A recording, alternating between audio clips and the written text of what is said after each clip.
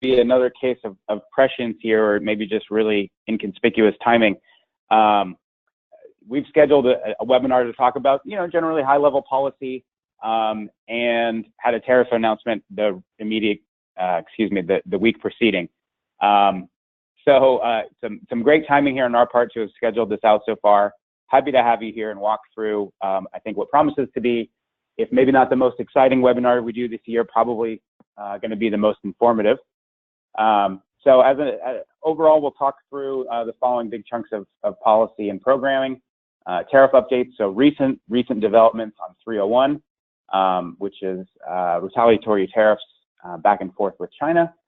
We've got an update coming on Section 201. There's a step down there, and we'll talk about some of the outcomes that I think were pretty predictable, but nonetheless we saw. And I think the bulk of the time we'll spend talking through federal and state policy updates. So the ITC piece as a federal program, some of the major state level policy developments, and for that special section, our special guest here, Alex from the Sunrun policy team. And then we'll talk about advocacy. So, what are some things that we're doing at Sunrun? What are some things going on industry-wide where maybe you can help and get the message out, get the importance of what we're doing here to people that matter, administrators, voters, etc. So, yeah, that said, Alex, I've been tremendously rude and not giving you a chance for a proper introduction. Do you want to say anything, or kind of what your role looks like on a daily basis out there?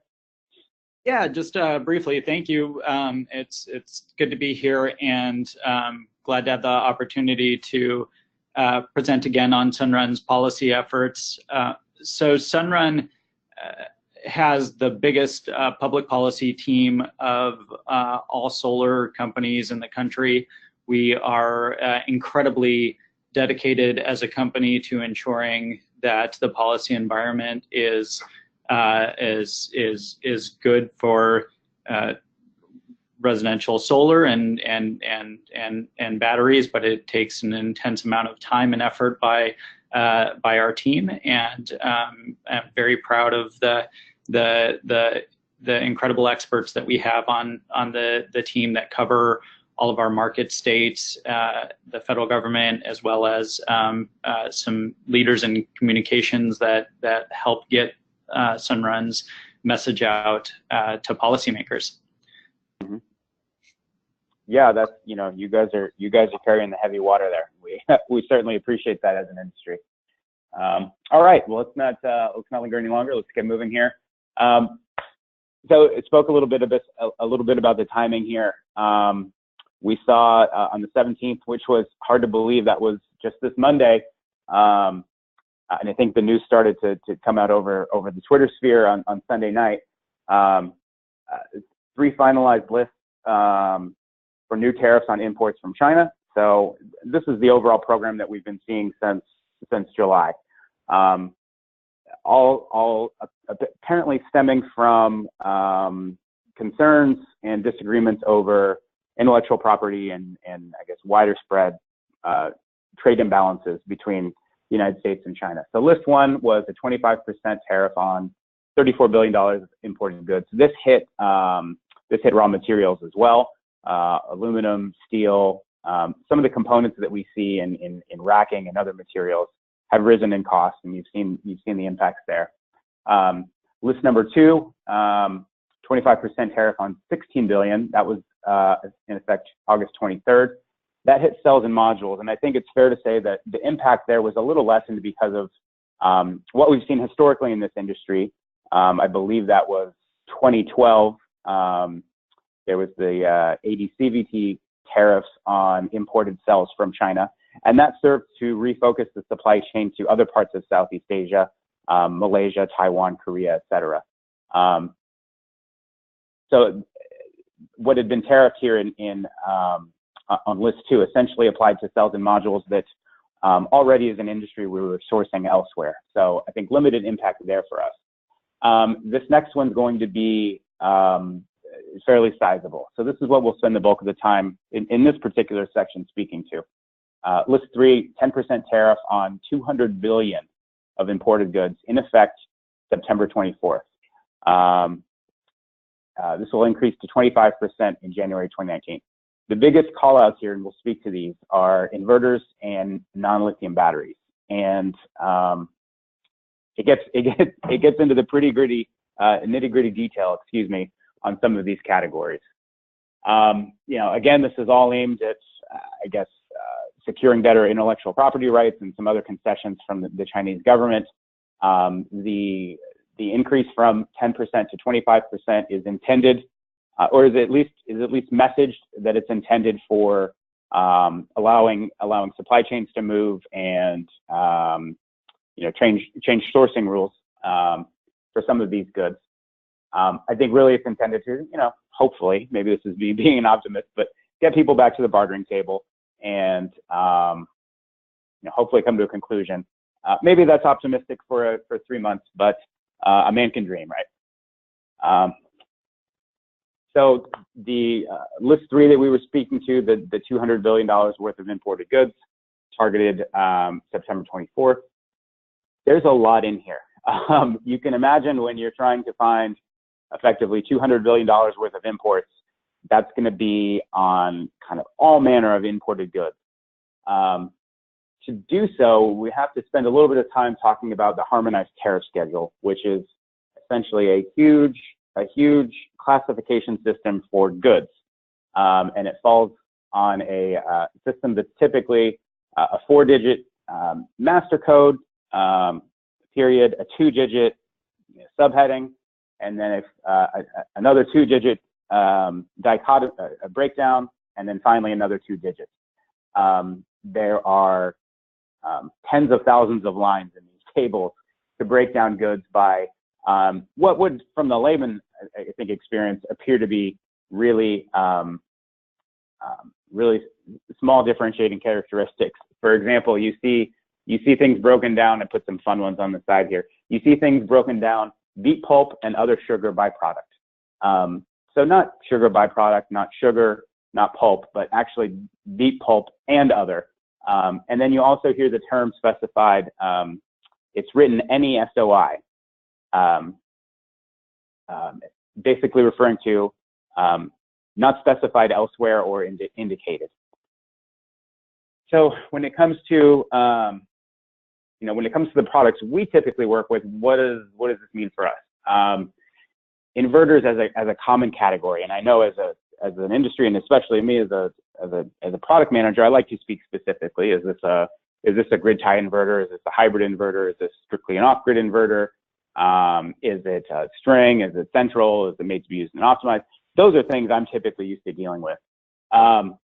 We don't see that level of detail here. What we do see are tariff classifications that may be under the category of like a rectifier, of a standing power supply.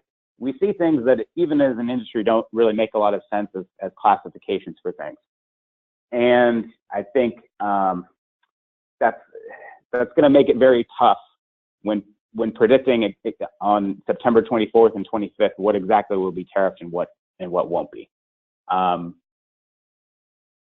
I do know there's a lot of professionals that have spent a lot of time picking the harmonized tariff schedule classifications for the products they ship. We see here, I've put on the screen here a selection of what we carry and the way that we have it classified currently. So inverters might be in any 3 of these kind of subheadings. Some of them will be tariffed and some of them won't be. We hope that the information we have that has come from manufacturers over the decades we've been in business on some of these products that are still out there are accurate. We trust that we'll be updated as we move forward in this process collectively. But right now it's kind of a mixed bag on what will and won't be tariffed. So this is inverters, charge controllers, optimizers, accessories.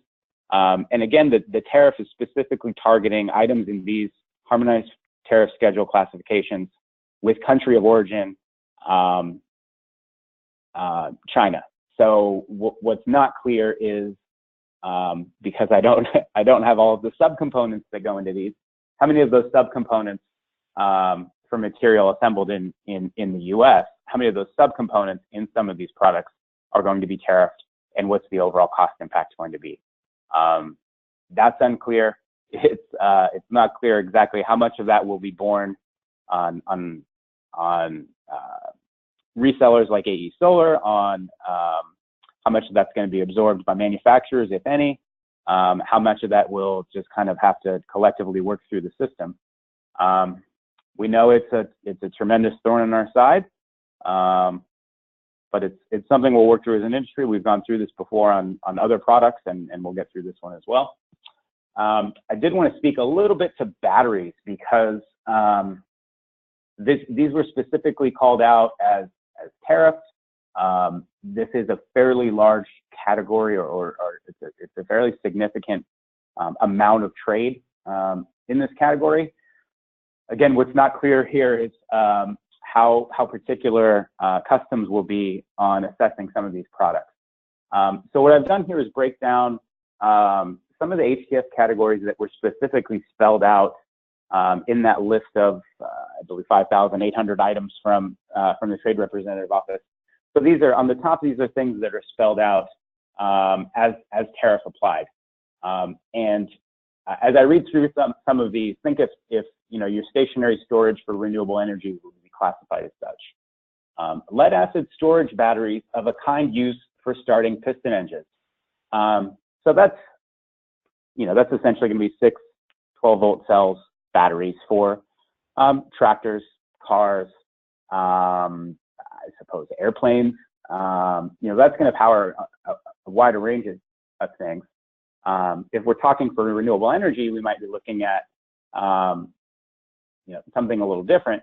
Those are typically going to be seen at the bottom. So this is information that we have in our system on some of the products we carry. Excuse me. The last 3: nickel metal hydride batteries, nickel cadmium storage batteries, other lead acid storage batteries. Now, some of these are classified as no, that they would not be tariffed. But you see here, we're down to just the second level of classification, whether an item will be tariffed or not. So the nearest to one of these is nickel cadmium storage batteries, specifically of a kind used as the primary source of electrical power for electric powered vehicles. That specifically, it sounds like it's targeting or protecting someone or something. Whether the classifications we've got in our system are going to be upheld or not, yes, we hope so, but kind of remains to be seen on that. And these are things that we won't begin to see until, you know, shipments frankly start working their way through the system in early October. We'll keep you posted as much as we can. Wanted to give an update on kind of where we are on Section 201, and I've included here some links. You know, if you're one of the people that watches this over on our YouTube channel, or you've otherwise got a copy of these slides after the fact, some links that take you to some articles on PV Magazine that are going to seem perhaps dreadfully obvious at this point, having lived through this. And I think for a lot of us, these were things we saw coming, that module imports at the beginning of the year were way down, that you know, pricing bubbled and is starting to recede again. The last thing to speak to here is the scheduled step down effective February 28th. So moving from a 30% tariff to a 25% tariff on anything inspected and received into port February 8th or later. We believe this is going to lead to a reduced amount of supply, and it should logically be a reduced amount of supply coming into the country in January. That's already a period where I'd say there's some abnormal shipping practices, and that's probably the wrong term to use there. But basically what I'm trying to infer is that a lot of your large, you know, subsidiaries or publicly traded entities are going to try to rationalize the amount of inventory they've got at the end of the year. So they may run a little leaner, and they may they plan on basically stocking back up again in January. You see that across all manner of industries, but we're not immune to it here in solar. So that prevailing behavior is going to be partially offset by the desire to not bring in a whole lot of material in January. So we'll see what that means for us, you know, if there's tightness again in the market, or if, you know, if really smart people plan through it properly. But But, you know, we should begin to see lower pricing. Hopefully we're able to capture the full 5% there. I'd say starting in late February, March, as inventory works its way through the system. So not the shiniest of silver linings, but I think as an industry we'll take it.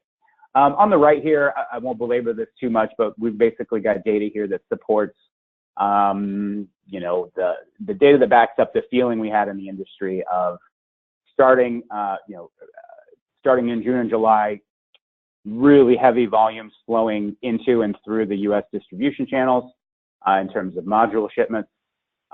We see the pricing rose, you might say substantially from where we were at the end of Q1. And then, you know, we've kind of normalized again. So I think, you know, the story here is we worked our way through that bubble. I think we're back to, you know, better market health in terms of supply and demand and that gap. Hopefully we're able to sustain that, and we've got good, you know, pricing and supply tactics going on to make sure we've got the right amount and people aren't overly exposed to fluctuations. That's the desire, at least on modules. We'll pivot a little bit to speak real quickly to California Rule 21. As Alex and I were kind of walking through our deck earlier this week on what exactly we wanted to present, what was going to be relevant. You know, kind of in the back of my mind, I'm thinking about Rule 21, and this is something that we went through phase one, basically around this time last year. Can't believe that's been a year already. And phase one was a set of requirements of bare minimum autonomous capability via firmware for quote unquote smart inverters. So the equipment being installed in this field effective September 8th had to be capable of making autonomous decisions based on, call it, grid signals. This is low voltage ride through, it's frequency response, it's volt var, basically the ability for the inverter to interpret those commands and make autonomous decisions. What we had kind of put out of our minds at that point was phase two. Well, phase two is really close on the horizon if you think about it. What phase two calls for is not only does the inverter have to be capable of making those autonomous decisions based on inputs like voltage and frequency, it's got to be able to communicate with, call it a cloud. So it's got to be able to communicate with the cloud on an ongoing basis to receive commands from an entity. Most of what we'll see in the market will comply via manufacturer portals. So the portal that the manufacturer would use to enable you or your installer or their technical support access to the inverter is capable of supporting this kind of communication. What's going to be a little trickier then is November 2019, that equipment being installed November 2019 moving forward will have to be capable of actually having that full, you know, call it path complete between a utility or a grid operator and the unit itself for interoperability. The standards governing that are verbose in nature. The one we know about, I guess, the most solidly as an industry is 2030.5. The question here, I think, will be how much attention do utilities put into some of these assets to make them help support the grid in terms of propping up frequency, in regulating VARs, in you know, related to frequency, but aligning voltages on long feeder lines, some of those things, as well as you know, power curtailment, et cetera. That's going to be on the compliance side. Those are going to be why, you know, meetings with key stakeholders and utility commissions are going to be so important in really the gray area, which is how much are we going to ask these assets to do on a going basis to correct things in our grid. So really fun stuff happening in here in California. Exciting times that I think will be, you know, precedent of some sort for the rest of the nation moving forward. All righty. So I've spoken about a lot of technical and jargony kind of things. why don't we speak to something a little more widely applicable? Alex, do you want to walk us through what we're looking at in the ITC over the next coming years? Yeah, absolutely. Thank you, Josh. And thanks for the good overviews of the tariff situation and the Rule 21 implementation, both critical topics that we on the policy team are also deeply involved in and tracking. On the national level, the investment tax credit in 2015, as folks know, we and I use we because I was working in the Senate at the time and was involved in the negotiation here. The solar industry was able to get a 5-year extension with a 2-year phase down during that extension of the business investment tax credit for solar. That was an enormous victory, and I don't think folks saw that type of extension coming at the time. So it put us in good shape and gave the industry a lot of certainty on how and the ability to adjust to the phase down. Just a couple months ago, we got even more good news in that the IRS put out its rules governing how the 30% tax incentive would be, how projects would be eligible in the timing, and the level of investment to show that that construction had been commenced, and those rules turned out very favorable for residential solar and the industry in general, providing a glide path of through 2023 for projects that invest at least 5% of the project cost, providing this very valuable safe harbor for installers. So the chart on the slide shows the timelines that you need to be paying attention to, that we're paying attention to when looking at investing in projects and inventory in order to achieve that safe harbor. And as you can see, it effectively extends the life of the investment tax credit at the 30% level for a few more years.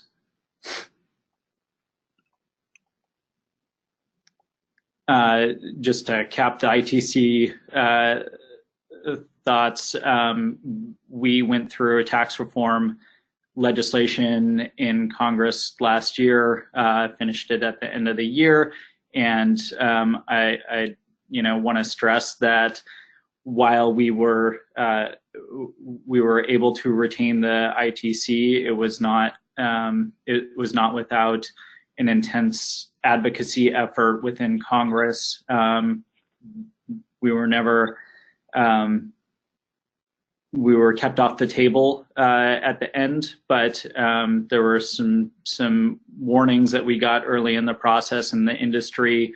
Our team, along with the Solar Energy Industries Association and other companies, did everything possible to protect the ITC deal that was achieved in 2015, and as a result of that, feel reasonably confident that going forward, having dodged any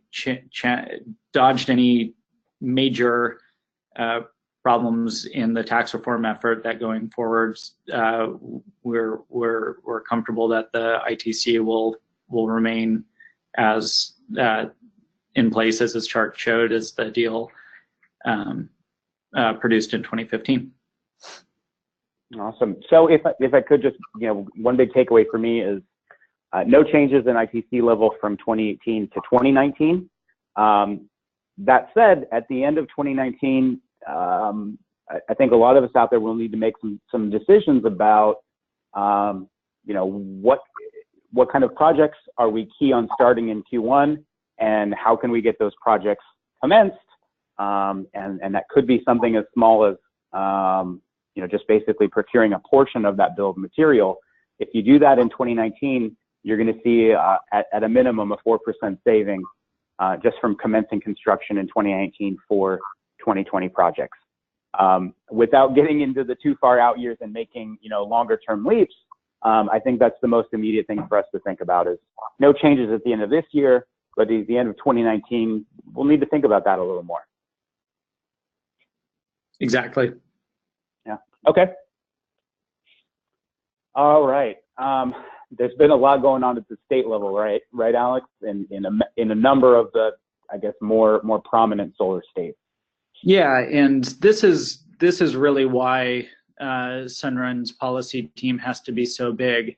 It's because, you know, we're active in a large number of our market states, and there are victories to be had and challenges to be fought back against. And so here's a snapshot of our recent victories. I think these are all over the last year.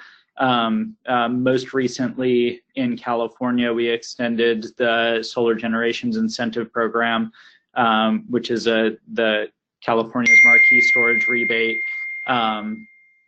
program. It amounts to between $700 and $800 million over the next 5 years, which is an extension of the current level of funding. What that turns out to mean for rebates for individual systems, that will be determined by the California Public Utilities Commission in a rulemaking implementing the extension of SCHIP, but just really good news. We also, our team fought back against a language that was tucked into wildfire resiliency and liability legislation for Pacific Gas and Electric that would have effectively subject our systems with batteries that would be used for aggregation down the road, or, you know, in the actually near future, to some onerous liability language and requirements that went extraordinarily far and would have more or less stopped the ability for DRs to progress into aggregation and to really participate in utility procurements for grid services, from anything from capacity to ancillary services. So stopping that was a huge priority because it would have set an atrocious precedent for the entire country. New Jersey, just briefly, we were able to negotiate an increase in the SREC allocation and extend the net metering cap, both critical to continuing the New Jersey market. In Massachusetts, there was a major threat from demand charges coming out of the utility commission there. We were able to stop that through legislation. And in Colorado, we enacted the second Bill of Rights in the country focused on residential storage, codifying that customers have the right to have energy storage on their homes and interconnect it to the system. Nevada last year enacted the Renewable Energy Bill of Rights, which does effectively the same thing for both solar and storage. These are the two first countries to actually codify that right for customers, and we hope to see more across the country to prevent any shenanigans down the road. On the regulatory front, Florida, huge news coming out of Florida earlier this year. We were able to secure a commission decision allowing solar equipment leases, which allows Sunrun and other companies who've petitioned the commission to offer offer leases to customers there prior to that decision. Florida was a cash sale only market. And then in Washington, D.C., again, the utility drumbeat on demand charges to impose them on customers. We were able to stop that in yet another state. Now let's go to the challenge. These are less fun to talk about. Yeah, unfortunately. But they're important, and I think it shows some of the trends that we have to work against all over the country, but have had a good track record despite them. South Carolina, we had an enormous success in getting the legislature, the assembly there to vote to pass legislation that would have extended net metering. But unfortunately, through some procedural shenanigans that were inspired by Duke Energy there, after the legislature voted to pass it, the House voted against it on procedural grounds. So that legislation didn't advance. We expect to continue working on it next session, which begins in January. However, we recently locked in a mutual agreement with Duke Energy and a couple other parties, including the Office of Regulatory Services, an interim deal that extends net metering through March 15 of 2019. So that gives us hope and gives us time to work towards an agreement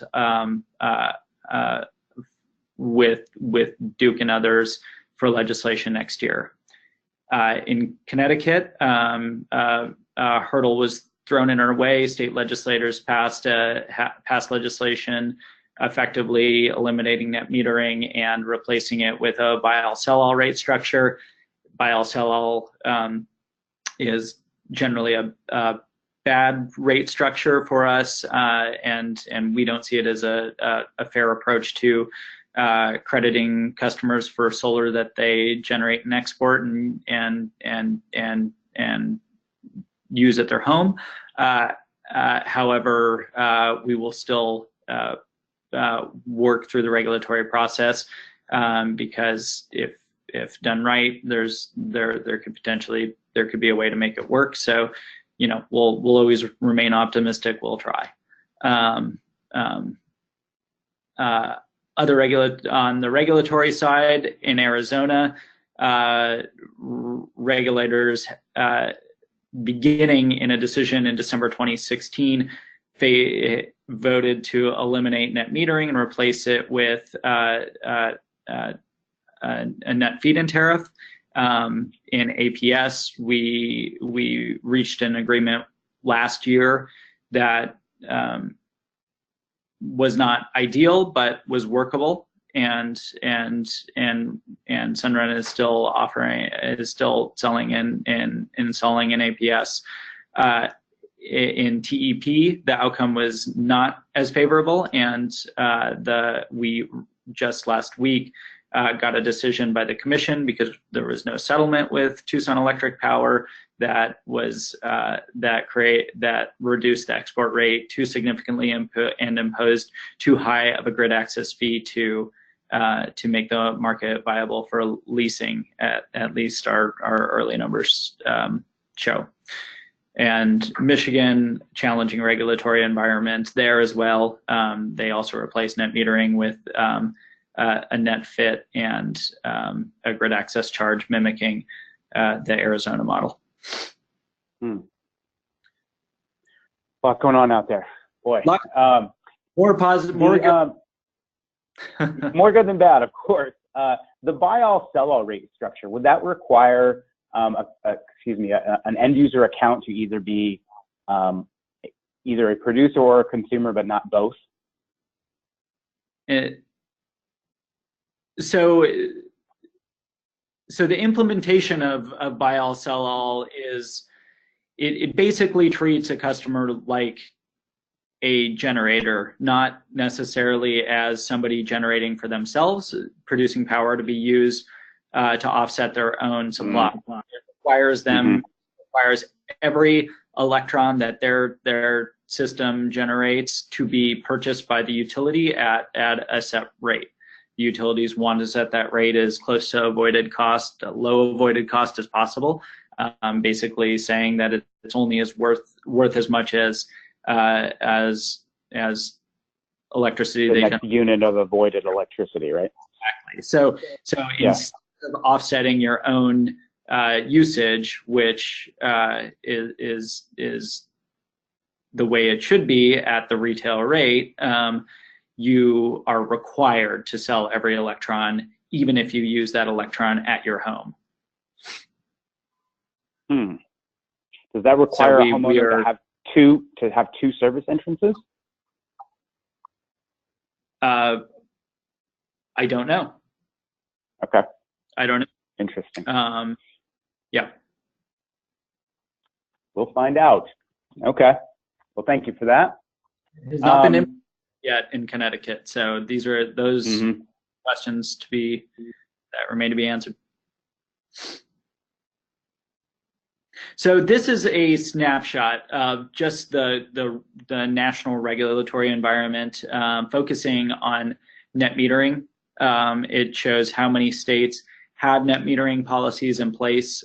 Some of the states have other policies that prevent leasing, which prevents them from being market states for Sunrun, and there are some others that just have, very low electricity rates as a result of federally subsidized hydropower or cheap legacy coal plants. So not all of these net metering states are market states, but this gives you a snapshot that reveals, the majority of the country has net metering policies in place and has been a durable policy for a long time, and we still advocate for it. So. Awesome. Okay. Yeah. So this is yeah. Go ahead. Sorry. Yeah. This is just a quick snapshot of the tactics that the policy team uses at Sunrun to convince legislators, regulators, policymakers to take pro-solar positions. And some of these, they range from, winning over hearts and minds down to through communications campaigns and using, social media and traditional advertising, and getting ourselves and friends and allies, partner organizations to get placements in newspapers and other forms of advertisements. But then we also do the nitty-gritty lobbying work at state legislatures. We have folks in every region of the country that work and lobby those legislatures. We also work directly in the regulatory commissions, engaging with the regulators, participating directly in proceedings, and ensuring that our rate structures and the rules around them are hospitable towards selling and leasing solar. So it's a big effort requiring a lot of different tactics, and no single one can stand on its own. That's why our team has combined all three: lobbying, communications, and regulatory advocacy, in order to create the best pro-solar environment we can. Okay, well, we certainly appreciate all the effort. So wanted to throw this up here for everybody. This is, and maybe Alex can speak to these as well, but a couple of things that we're active in that, maybe are options for our listeners out there to participate in. If you're interested in being an advocate and raising your hand, some good outcomes here. Also wanted to open up some time for questions. So if we've got anything from the audience. So it'll be a good time for it. Alex, while we wait for questions, is there anything you want to say to these two or about these two organizations? Yeah, let me give a plug. Solar Rights Alliance, brand new organization in California. Their whole mission is to organize solar customers and give them a voice in the legislature and the Public Utilities Commission. It sounds like this should have been done a long time ago, but it hasn't. So we, Sunrun, together with other companies, Mosaic and SunPower and Vivint and some others, have been working with the Solar Rights Alliance to find ways to get our customers to recognize the Solar Rights Alliance existence. We have sent emails to our California customers letting them know SRA is there to defend you. You should consider joining, and we're encouraging everybody to look at this organization and join, because we need this grassroots advocacy force to show that solar customers are paying attention. They care about the policy outcomes. They want the choice to choose solar. So we're excited about this initiative and want to see it succeed. They just reached 7,000 members, I believe, this week after only a couple of months of recruiting, and so they're off to a strong start. I believe their goal is 100,000 members by 2020. The solar and this other effort, just going to give you a quick snapshot. You're getting it first because it'll be rolled out at the Solar Power International conference next week. But we are collaborating with the Solar Energy Industries Association, Solar Foundation, and several companies. Hopefully, this will become a much broader effort, but to tackle the solar permitting cost challenges, as folks know who work in installation, solar permitting can be time intensive and cost customers when that's socialized amongst all customers using general industry numbers. It can cost up to $7,000 per customer. Almost a third of system costs can be eaten up by customer cancellations and permitting costs and delays.